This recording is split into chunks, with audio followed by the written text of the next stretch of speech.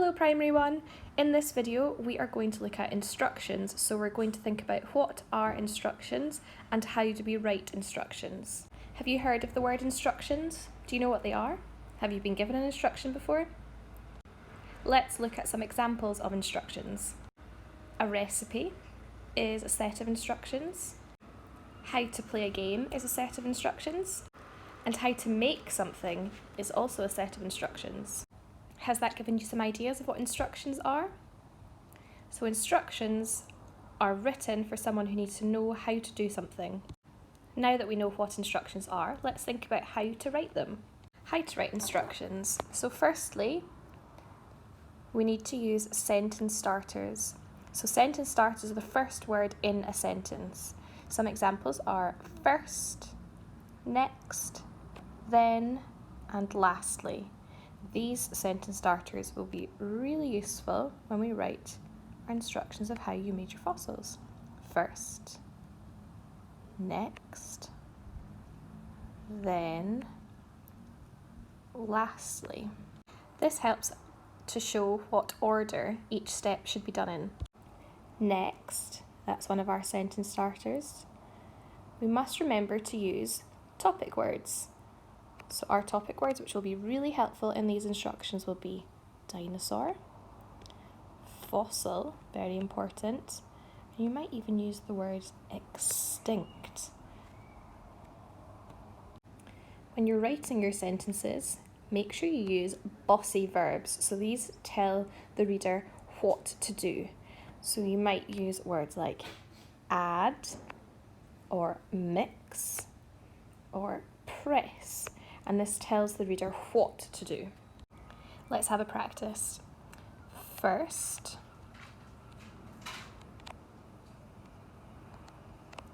add the water.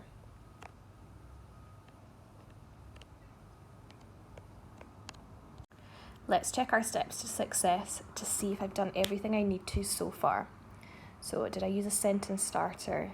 Yes, there's first. Did I use a topic word? First, add the water. Oh no, I didn't use a topic word, so I must remember that for my other sentences. And did I use a bossy verb? First, add. And add is a bossy verb. It's telling the reader what to do. First, add the water. We must remember to include a title. So this is to explain how to make a fossil. So we include the title, how to, and then you can add the next part of the instruction. It's really important to tell your reader what they're going to need. So include a list of equipment. So things like a spoon or a bowl or water or flour. And we want to make sure it's interesting for our reader. So make sure you pop in a picture. So you could draw a picture that has something to do with your instructions. So you could draw a picture of your fossil or a dinosaur landscape, or something else that you think goes along with your instructions. Here's an example. So let's look at this one together to see if they have managed to follow all of the steps to success and if we can suggest any improvements. Let's read over it together firstly. How to plant a sunflower seed.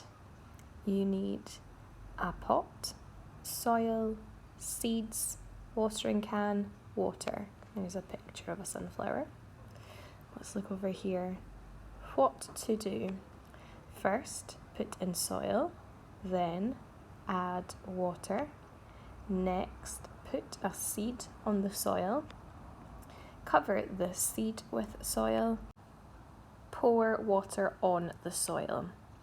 Let's remind ourselves of our steps to success. So, point number 1, use the sentence starters. First, next, then, lastly. Let's have a check. We've got first, good, next, then, and this one didn't use lastly, so that could be a good suggestion as to how to make it better the next time. This set of instructions is all about sunflowers, so we're looking for topic words. So topic words in here are soil and water and seed. Well done. Has this writer used bossy verbs? So let's remind ourselves, add, mix, press, and there might be some other bossy verbs in there too, so let's take a look. First, put, put is a bossy verb. Add, well done, that's a bossy verb. We've got put again, we know that one. Cover and pour, they're new ones to us, but they're both bossy verbs, so they've done a good job with step number 3. Let's check step number 4, is there a title? How to something, something, something. Aha! How to plant a sunflower seed. So we know what the set of instructions will all be about. Step number 5, include a list of equipment. So what are we going to need? Let's look. Now this says you need a pot, soil, seeds, watering can and water. So step number 5 they've done a great job of, so we know exactly what we need. And remembering to include a picture, so it's nice and interesting for the person who's reading it. And we've got 2 pictures here. We've got a picture of a sunflower, and we've also got a picture of somebody putting the seed into the soil. So overall, this person's done a really good job. They've remembered their sentence starters. They've used their topic words. They've used lots of different bossy verbs. They've remembered to do their title. They've got their list of equipment, and they've got a picture. And the one thing we wanted to suggest is that this person remembers to use lastly in their list of instructions. That's how they can make this even better than it already is. Here's another example. Let's look over it first before we check over the steps to success. How to make fruit pizzas. What to do? Put biscuits on the plate. Put the yogurt on the biscuit. Cut up the fruit. Adult help needed. Help wanted, please. Put the fruit on top of the yogurt. Enjoy. And there's a nice picture of our fruit pizza.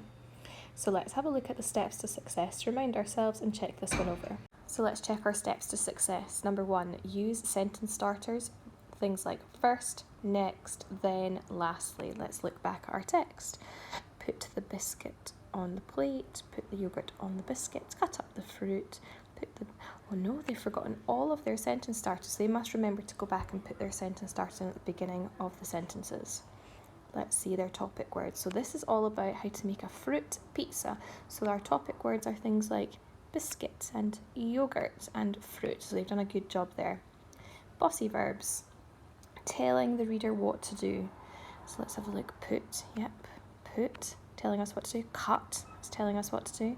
Put, and that's a nice one. Enjoy at the end. Step number 4, including a title. So how to make fruit pizzas. Brilliant, we know exactly what these instructions are all about. Step number 5, include a list of equipment. What do we need? Now, these instructions tell us what to do, but there's no information about what we need, so they need to remember to add that into their final copy. And step number 6, including a picture. So this is nice, we've got a picture of the final product, so we know what we're aiming towards. This person's forgotten their sentence starters, so they need to go back and add them in, but they've done a good job using their topic words. They've done a good job with their bossy verbs. They've remembered their title. They've forgotten their list of equipment, so they need to go back and fix that. And they've included a picture. So overall, they've done 4 out of the 5 steps, so pretty good effort. So now it's your turn to make your own instructions to explain how you made your fossils. There are 2 templates on the P1 class page on the school website. So the first template is this one.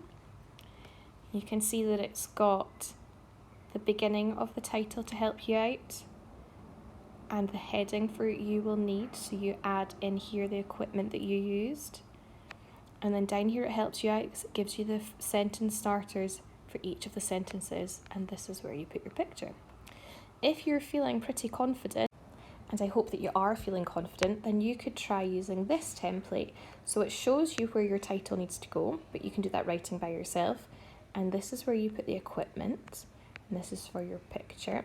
And then you can have a go at writing the sentence starters and the bossy verbs all by yourself. You might have a better idea and you might want to write your instructions in your own way. So you don't need to use these templates. These are here just to help you if you think you need a little bit of help with the writing. Your dinosaur fact files are looking brilliant so far from the ones that we've seen being sent in. And I think this would be a great thing to add to the end of your fact file. So I hope you enjoy making your fossils and you'd like to share with us how you made yours, and really looking forward to reading these.